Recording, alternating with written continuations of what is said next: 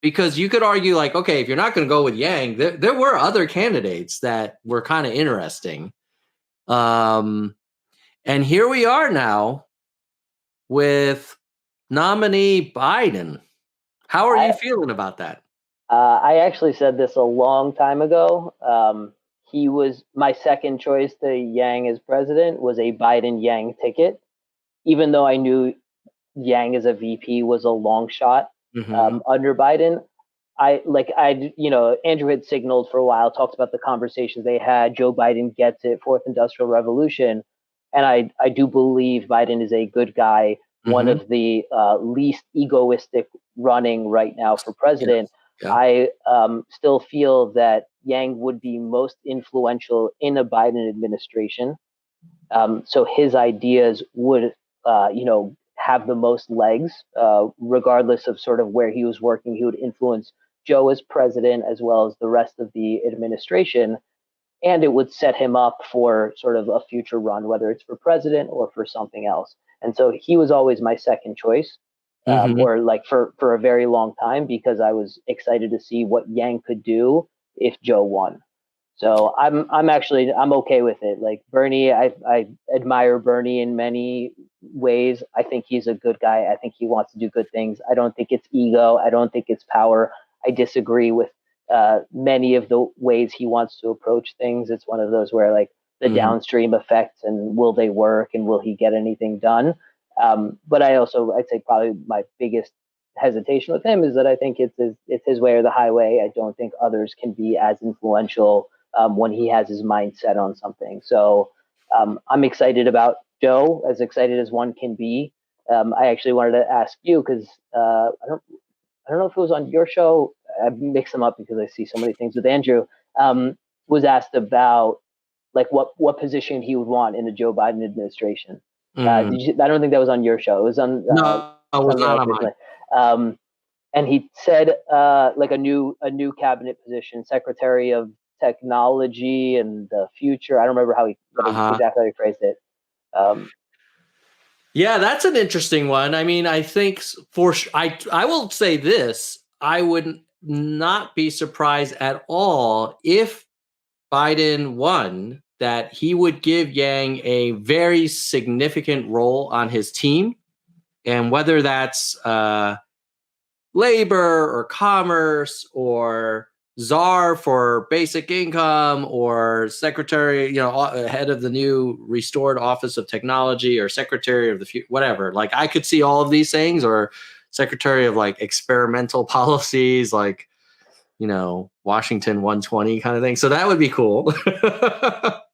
Yeah. I mean, I think like if Joe wins, Yang will have a prominent position. There will be, I don't know that UBI will get passed, but there will be pilots. There will be a number of pilots, and we're going to have more evidence. And then in 4 years, we have a much sort of a leg to stand on to make that the cornerstone of Andrew's policy. Or if someone else runs, like it's going to be a little bit hard to deny because, as we've seen in so many different UBI-like experiments around the world, there's a lot of positives, and it's hard to, even if you don't think about the technological disruption, you think about how that sort of reframes things. The one thing you mentioned, commerce or labor secretary, it was always a little bit tough for me to envision Andrew in those roles because like he's looking to sort of completely reinvent the system. And it's hard to imagine doing that as sort of, as a secretary of those areas. You sort of have to work within the existing structure to an extent. You can certainly try to innovate, but like a massive disruption, which is what he was trying to do, or like a redefining of the rules, I think that would be tougher. So, yeah, I mean, for labor, I could see him pushing for, and maybe this would be in education, but like trade school apprenticeships, like just kind of getting people off the you have to go to college or nothing track. And then for commerce, basically that. But maybe that's part of revenue and not really commerce. My concern is less about the role within the Biden administration, but more about whether there would be a Biden administration. Like, I'm not convinced that Biden is coming across as a very strong candidate right now.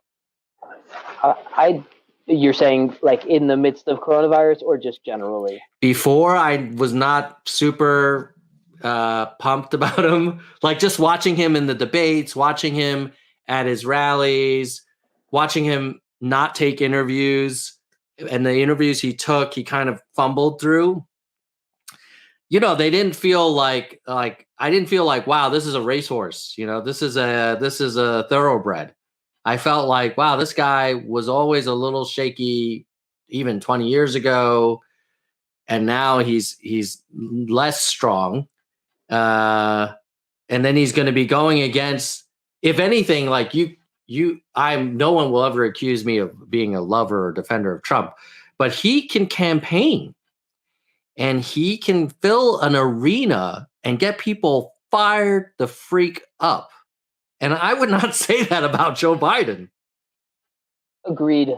But if you think about, and I agree, I don't think he's a shoo-in by any means. Andrew was the only one that I was confident would beat Trump by a landslide if he ran. I think he just would have turned out. We would have brought people over from the other side, or turned disaffected voters over. But I think about the primary. Like, you could have said the same thing about Joe in the primary, and here we are.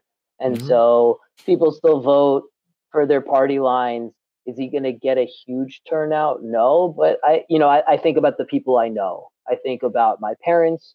I think about other moderates I know, fiscal conservatives who really don't like Trump. Maybe they like the economy. They certainly wouldn't vote for Bernie. But if it was Biden, they're going to go. Maybe not super enthusiastic, but they really don't like Trump. And I think that there's enough of those folks that's what, like, and these are people that didn't vote for Hillary or voted for Hillary and hated themselves for it, right? They were just nervous about Trump. And these are people that, and the ones that sat at home and said, I don't want to vote for either. And now they're disgusted with Trump. They're worried about Trump. Like, maybe the economy was good, but everything else he's doing didn't sit well with them. And Joe would, some return to normalcy, and they were okay with that.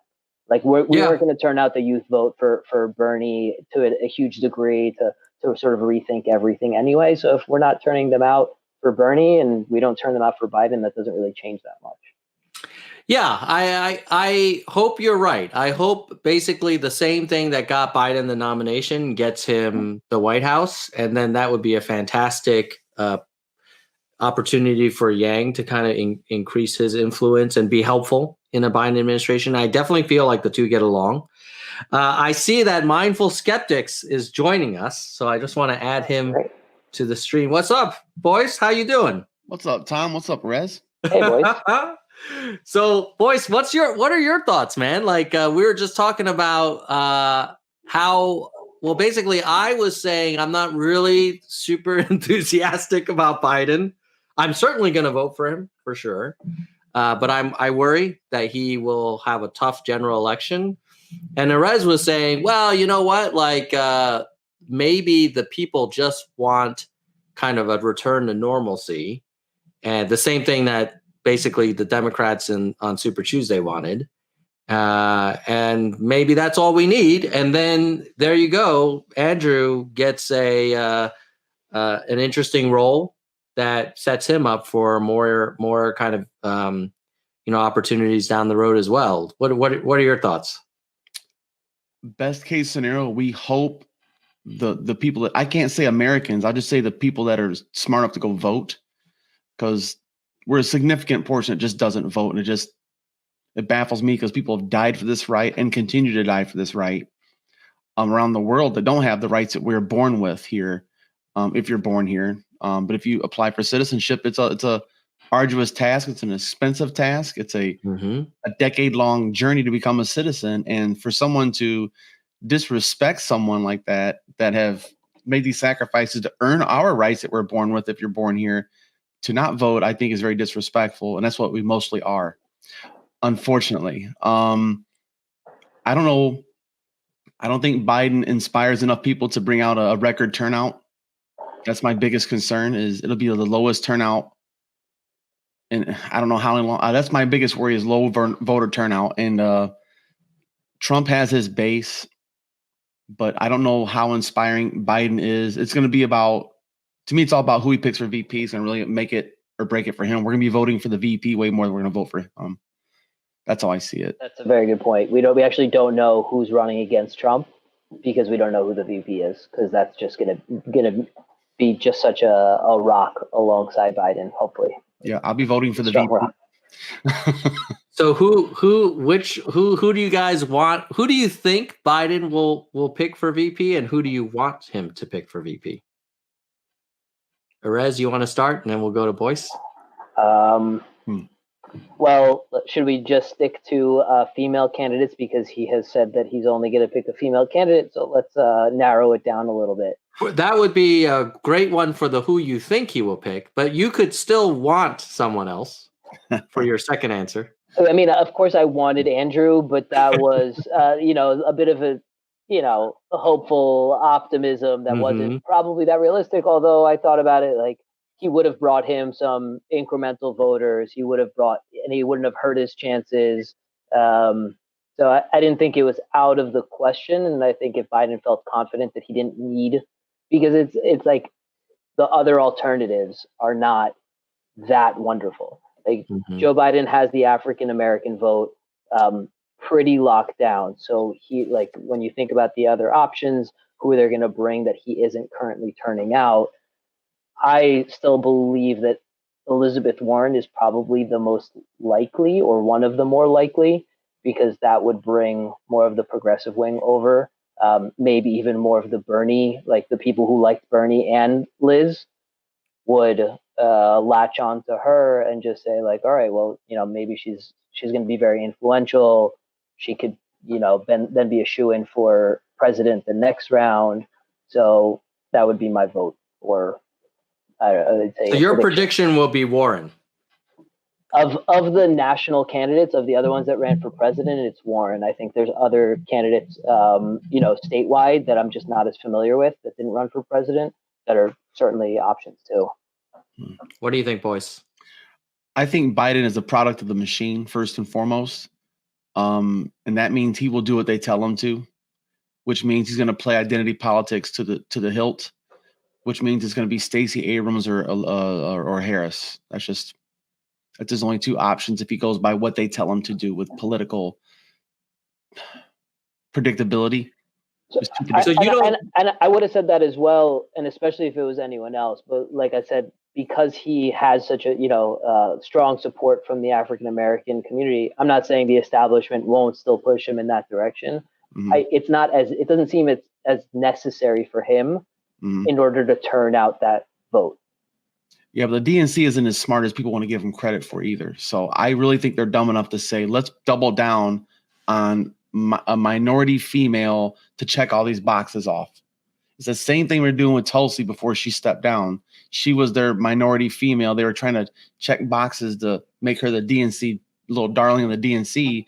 And she stepped out and said, no, I'm going to support Bernie. She wasn't establishment enough for them.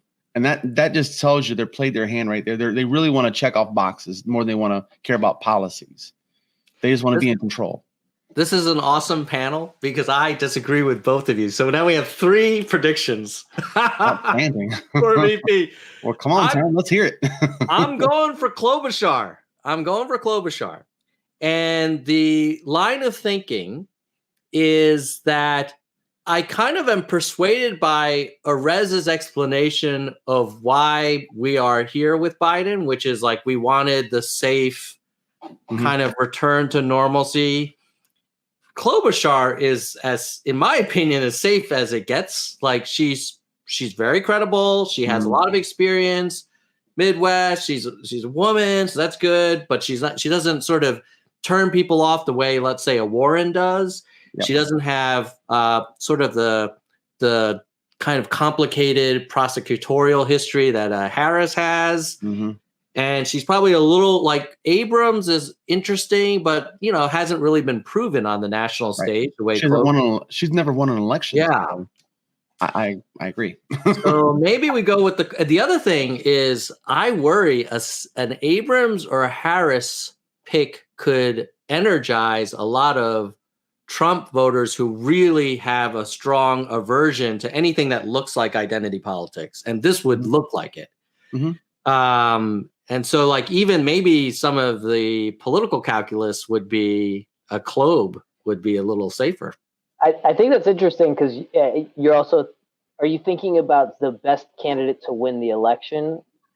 Of course. And like and in both those cases, and of course I considered those options too, and Joe Biden is also very strong in the Midwest, and that's where Klobuchar is very strong. So is it also just like a doubling down where he might not need them, unless the polling numbers show like it's still too close in the Midwest between him and Trump, who also does well there, and so Klobuchar helps put him over the edge in those key swing states that he needs.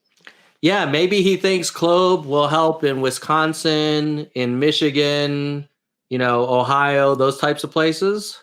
Her numbers, I don't remember. Somebody shared. She won a lot of races, but all those races were very lopsided. Like she was the presumptive winner for like from a fundraising standpoint, from like all these other things. So, and I like her.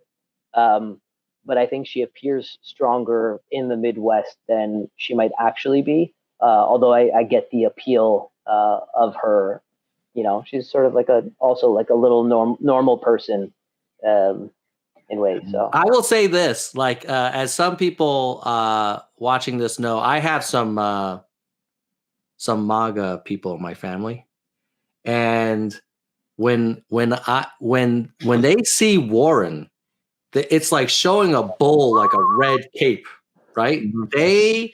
It's not quite like Hillary, but Warren really animates them. And so that's why I'm not thinking, I think Warren would potentially, she would bring maybe a lot of progressives, but maybe the progressives will want to vote Trump out no matter what. But she might activate a lot of fired up kind of, on Twitter, I see a lot of people who say they're not voting for, progressives who say they're not voting for Biden. So I like, part of my reasoning is, does this actually bring them out to the polls? Maybe they will anyway, and they're just mad right now. Yeah, that's what I think it is. Just people airing out their grievances, trying to posture. It's peacocking on Twitter. I give it very little credence because, I'll be damned if I vote for Biden. But when you're in that booth and you got Biden or Trump, punch me in the nuts. There's no way. If you go to the booth, to your earlier point, how many people don't vote at all, and how many people are just, their protest is not going to the polls and voting third party. It is just forget it. I'm not going. And yeah, if you're ultra progressive, I just can't understand how November 2020 would come up and you're like, you know what? I'm going to stay home and I'm going to give Donald Trump another 4 years to basically tear apart what's left of the ACA, give sort of corporate special interests whatever they want, and just kind of continue doing tax cuts for the wealthy. Like, that is the most anti-progressive thing you could ever have. I get it. Like, I know why. I've heard some Yang people are so pissed that they're going to stay home, but I don't know, man. I just feel like I guess maybe that Biden has a tough call. It sounds like there's not an obvious choice for him because, like, I think it's going to be a state. But then you lose. I think it's going to be state by state, right? It's what are the states he needs to win. Where does that make a difference? So, like, what we think might not matter that much if we're not in swing states, and it's really just trying to influence on the margins because that's where these elections are won. Yeah. So if you think about like Michigan, Wisconsin, Ohio, Pennsylvania, and then Florida, maybe. Then you think about Warren, Klobuchar, and like Harris or Abrams. I'd like to go with the Klob. I feel like I think that's fair. I think if the other states are not up for contention, right? If you're trying to win, it makes sense to double down in those areas where she's probably going to help him push him over the edge. Yeah, if you're actually trying to win, you go with Klobuchar. She doesn't ignite the right. Yes. There'll be record turnout for them voting. Just be like, Trump's got it. Klobuchar and Biden, whoop-de-frickin' do. And it might not inspire the hatred to show up as fervently as before. Yeah. Yeah, the progressives have to at least be happy. The ultra progressives have to be happy there's a woman on the ticket, and like they'll hold their noses and go and vote for Biden and say I'm really voting for a woman. Yeah. Period. I think you'll get the coastal vote. That might be. The coastal vote is more progressive, which will be, I guess, you give consolation prize. Hey, there's a lady, like. It would be historic. First, would be the first woman vice president. Yes. That's absolutely. a pretty big deal. Now, it is progression. It is progress. Let's fast. I think all of this conversation was certainly very relevant 2 months ago. Now we've got a big, tsunami that fell in the middle of it that I think it's probably impossible to predict what the effects of coronavirus are on the election, on campaigning, on Trump's, approval ratings, whether it's MAGA or moderates, how he has handled it to get to where it is now, and whatever happens afterwards, and if that's on him, perceived to be on him, or I don't really know. When you think about that lens of how like the world's kind of topsy-turvy right now, and then you also think about those VP picks, I would still prefer Klobuchar as VP in a world where Corona's like dragging on and the world's kind of like completely upside down. Like, I don't know if Warren or Harris would be better in the foxhole in like a kind of quasi wartime situation. I think Klobuchar's a fighter. I think she's got grit. I think she'll work her ass off, and she won't like try and do and kind of do anything too crazy, and just get shit done. I mean, I agree. I don't think she's as polarizing as the other candidates, per Boyce's comment. Like, she won't ignite the right. And so ultimately what we need someone is a, leader of all of America that people can look to and feel somewhat comforted by, and, trust that they are taking care of us and leading us out of this crisis. Well, I will say this too, as far as the Yang gang goes, Amy Klobuchar's healthcare plan most resembles Andrew Yang's. And I think I could address. So in like a corona crisis, I would not be shocked if Warren trained most of her energy on saying these stupid pharmaceutical companies, these terrible insurance companies, which they are. I mean, I agree. They're not saints. But, Warren's approach is always like kill the corporations, right? They're the devil, right? She demonizes people, yes. And Harris, I think Harris, you know what? I think what she would do, she'd be running for president from the first freaking day. Yep. And I don't think I don't know if she would be, I don't know if she's a workhorse. I feel like she's more of a show horse. Also, did she burn that bridge with Biden after the first? Well, yeah, with the whole busing thing. That's true. And it's a lie, first of all. Yeah. I mean, it's a lie. That didn't go over well. So yeah, I think she's going to be polarizing, and he needs to go with the pick that's